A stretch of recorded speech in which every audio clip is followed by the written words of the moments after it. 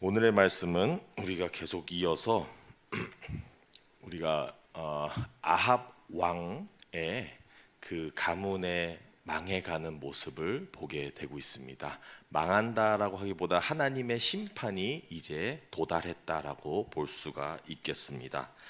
엘리야 선지를 통해서 선포되었던 예언들이 성취되어가는 그 과정을 우리는 목격하게 되는 것입니다. 이러한 부분에서 우리가 조금 더 그 아합 가문에 대해서 또 그리고 그 가문에 있어서의 지금까지 오는 이야기와 그리고 오늘은 짧게나 그 하나님의 말씀의 그 몇 가지 포인트만 함께 나누고 마치도록 하겠습니다. 일단은 아합 왕이 얼마나 악한지 그리고 이세벨 그의 아내도 얼마나 악한지 우리는 잘 알고 있습니다. 그 가문이 이스라엘의 왕이 되어서 북이스라엘에도 악한 일을 많이 범하게 했는데요. 거기서 멈추지가 않았습니다. 그 당시에 또 남유다에 있는 왕과 아합의 딸과 결혼을 맺으면서 그 우상 숭배와 악했던 모든 죄악을 남유다에게도 가져와서 계속 남유다까지도 부패하고 하나님께 죄악을 짓게 해 나갔습니다. 그러한 과정 속에서 그 아합의 또 이세벨의 딸인 아달랴, 이제 나중에 가서 또 이야기가 나오는데요. 그 딸과 유다에 있던 왕 여호람과 함께 결혼을 하면서 낳은 아들이 바로 아하시아가 되겠습니다. 그래서 이 아하시아가 나중에 이제 여호람을 이어 왕이 되는데요. 또 그 당시 이제 이스라엘 왕 아합이 죽고 나서 그의 아들, 또 이 아들의 이름도 아하시아예요. 아하시아가 왕권을 쥐고 있는데 열왕기하 시작할 때부터 이 아하시아는 병에 걸려서 이제 죽게 되는 것이죠. 그리고 그가 아들이 없으므로 그의 형제죠. 그래서 여기서도 이름이 또 동일해요.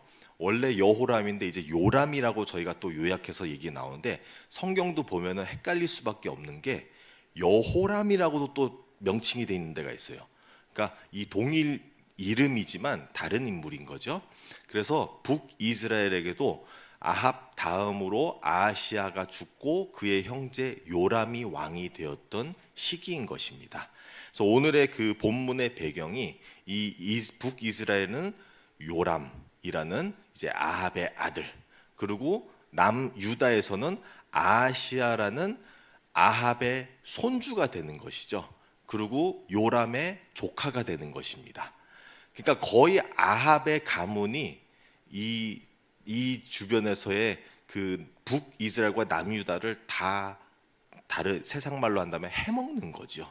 그래서 이 모든 부분에서 있어서 북이스라엘과 남유다가 함께 합쳐서 요람과 자기 조카 아하시아가 아람 왕을 전쟁을 치르는 상황을 우리가 보게 됩니다.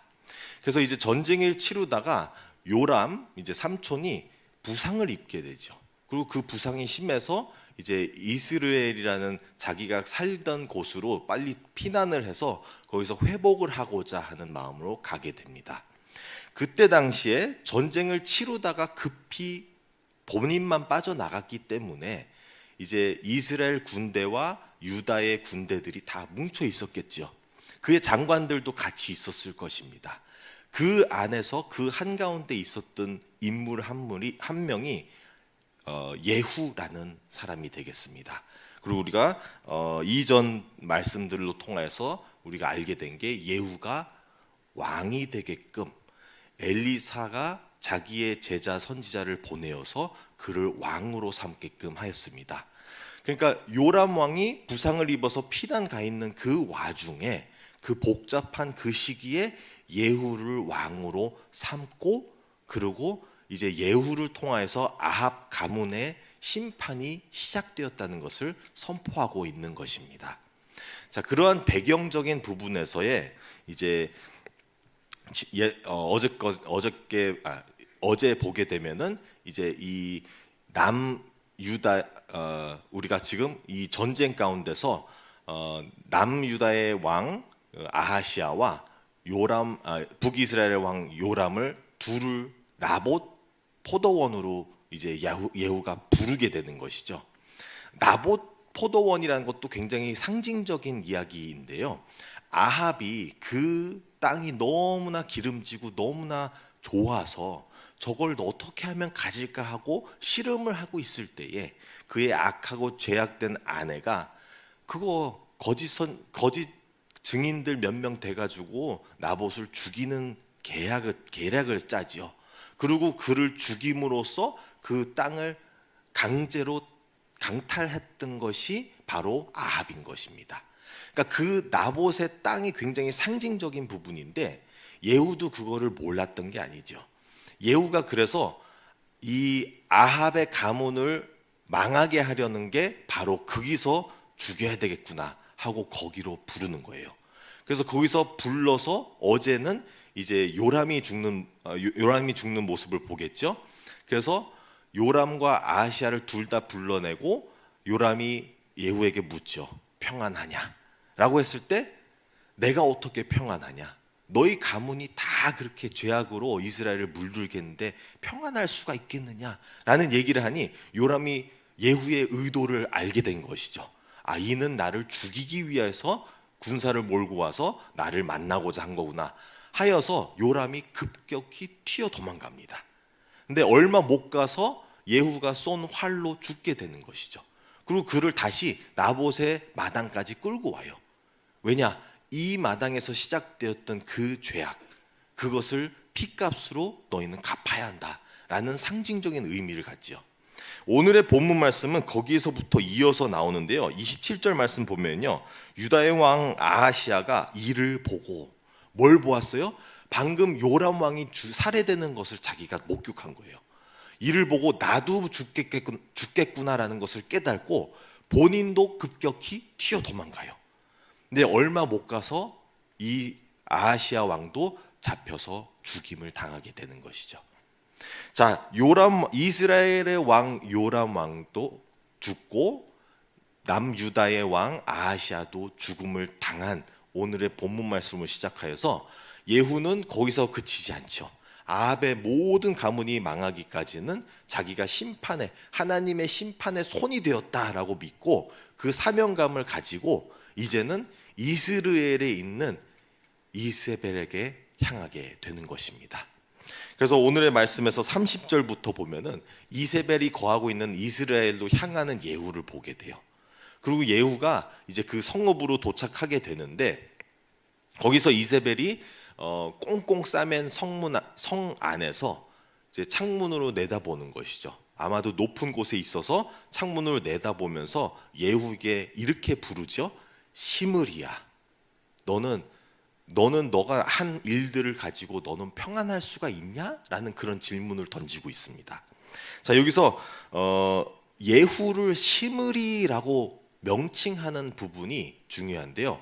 시므리는 오므리 가문이 이제 왕권을 쥐기 전에 구테타를 시작해서 그가 이스라엘을 자기의 이제 왕권으로 쥐게 됐는데 그게 며칠 안 가요. 그의 반역으로 인해서 7일 동안 자기가 권력을 쥐고 오므리로 인해서 또 죽게 되거든요. 아합이 바로 오므리 왕의 아들인 거예요. 오므리 가문의 그 바로 전에 7일 동안 왕권을 쥐었던 게 시므리인 거죠.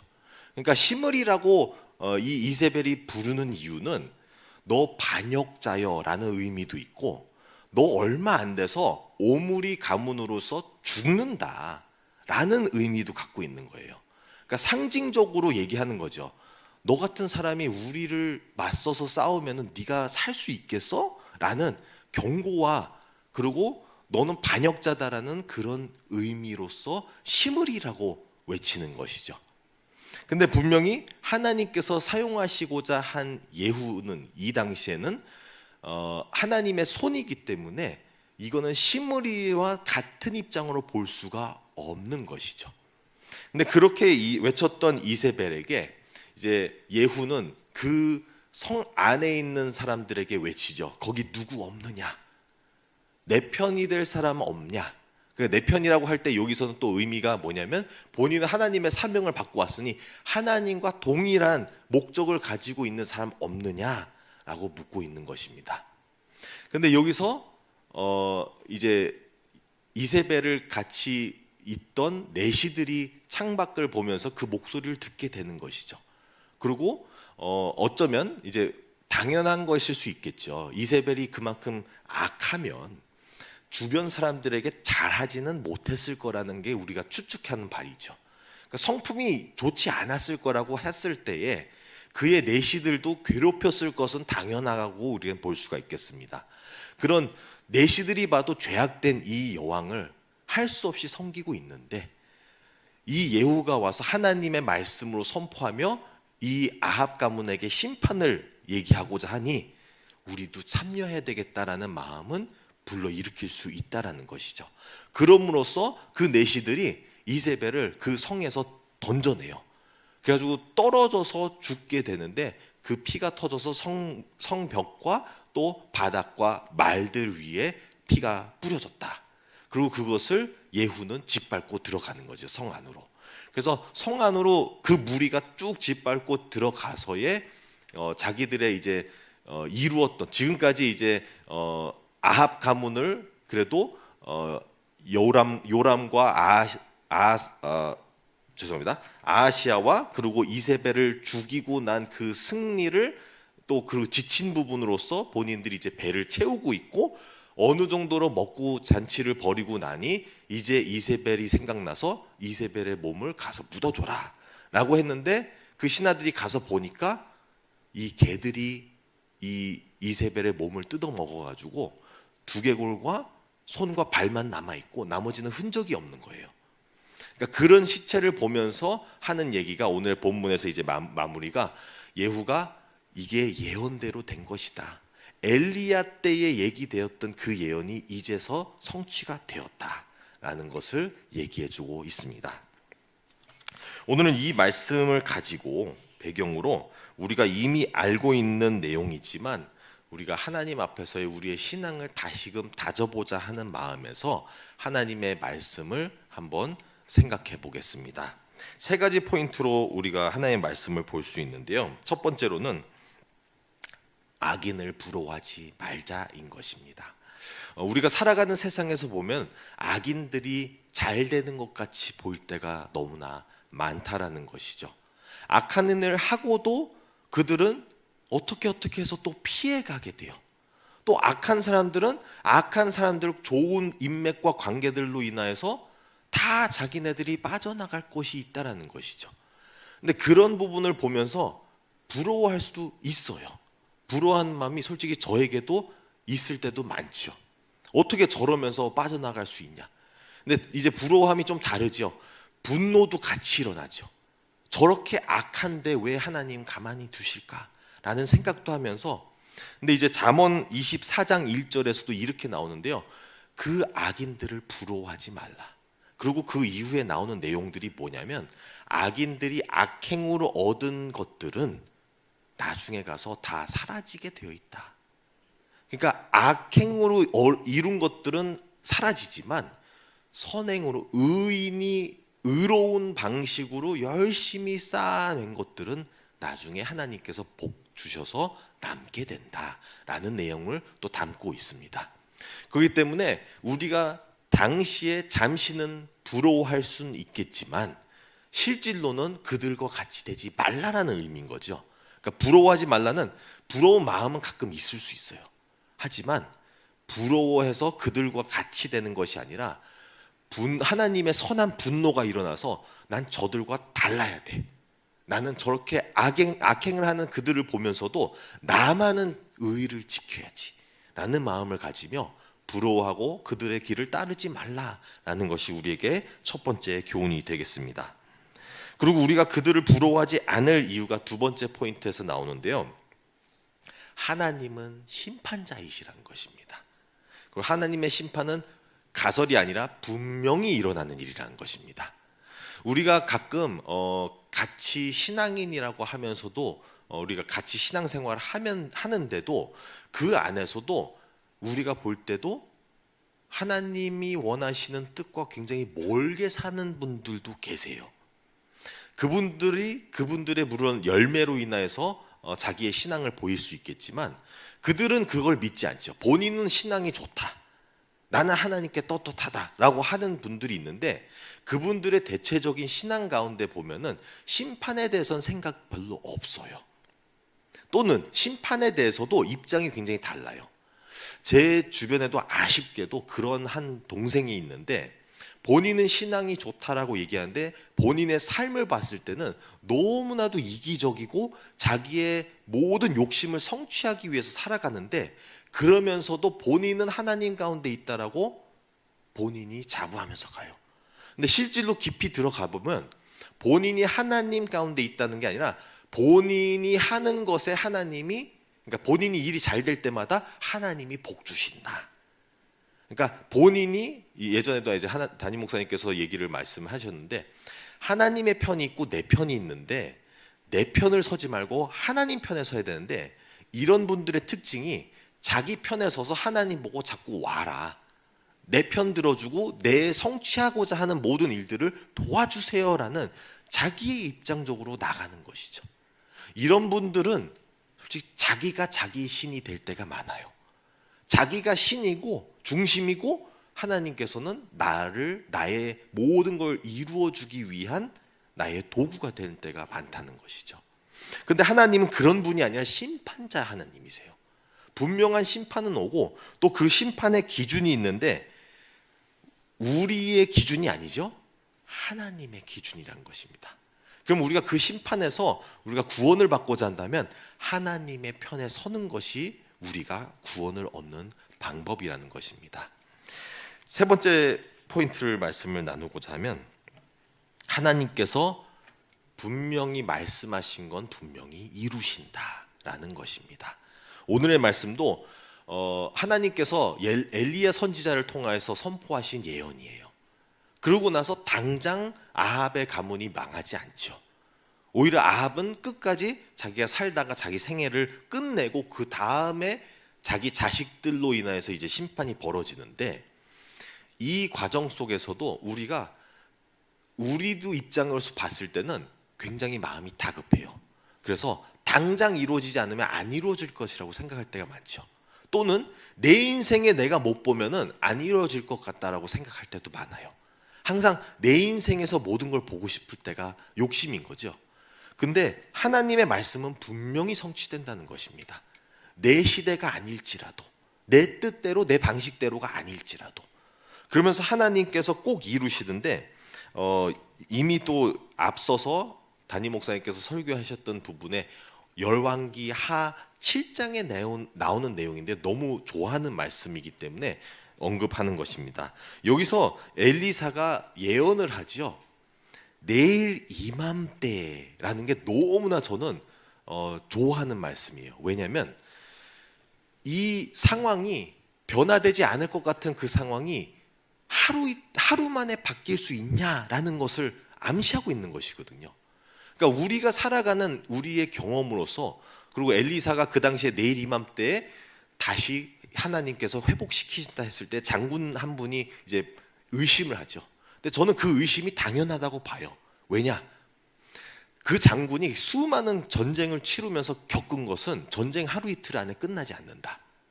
끝나는 그런 어떤 분위기가 있고 어떠한 전투를 통하여서의 그 마무리가 되어가지 전쟁 하루 만에 끝나지 않는다라는 많은 경험으로서 한 얘기인 거죠. 물론 잘못된 부분은 이제 하나님을 언급하면서 하나님을 의심하는 부분에서 너무 하나님을 모욕하기도 한 건데 그런 의심은 당연히 있을 수 있다는 것이죠. 우리의 경험으로도 하루 이틀 안에 뭐가 확 바뀌진 않아요. 근데 하나님은 그러실 수 있는 분이시라는 거죠. 하나님께서는 하루가 문제가 아니에요.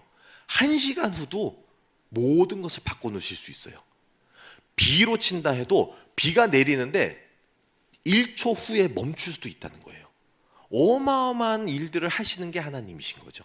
하실 수 없는 거 없다는 거예요. 그렇기 때문에 그러한 하나님을 우리가 믿고 나아가는 것이 바로 우리의 신앙이 되는 것입니다. 마무리하도록 하겠습니다. 우리는 오늘의 말씀을 통해서 악인들이 번성하는 것 같지만 그들을 부러워하거나 또는 그들을 따라갈 필요가 없고 오직 의를 위하여 열심으로 살아내기를 바라고요. 그렇게 나아갈 때 하나님께서는 분명한 심판을 주십니다. 우리에게도 우리의 심판을 통하여서 잘한 것을 상급을 주는 부분도 있지만 잘못한 우리를 억누르고 억울하게 하는 그 죄인들에게도 분명한 심판은 온다라는 것이죠. 우리의 억울함을 하나님께서 없애주시고 우리를 보답해주는, 보상해주시는 그 시기가 분명히 온다는 것입니다. 그리고 하나님께서는 그러한 일들을 하실 수 없는 분이 아니라 모든 일을 성취하실 수 있는 분이라는 것을 믿고 그 신앙 가운데서 많은 은혜와 많은 복을 얻는 저와 여러분들이 되시기를 바랍니다. 함께 기도하겠습니다.